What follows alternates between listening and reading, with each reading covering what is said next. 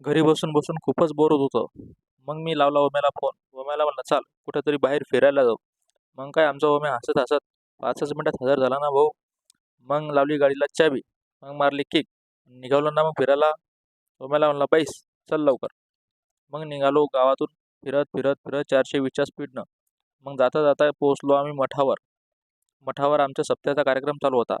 तर आज जेवायचा कार्यक्रम असल्यामुळं मला सुद्धा आमंत्रण होतं. मग आमच्या मठावर झाडाखाली बुजुर्ग मंडळी सप्त्याचा कार्यक्रम ऐकत बसली होती. मग काय आम्ही तिथून गेलो स्वयंपाकाकडे. तिथं ते आमचे राजू काका भेटले आणि त्यांचा मित्र मस्त स्वयंपाक करत होते. तसेच आचार्याचा सुद्धा पोळ्याचा कार्यक्रम चालू होता.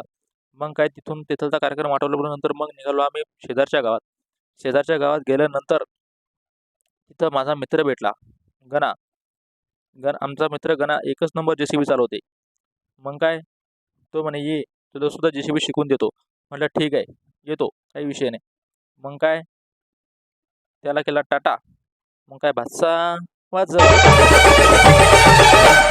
हम्मल बेल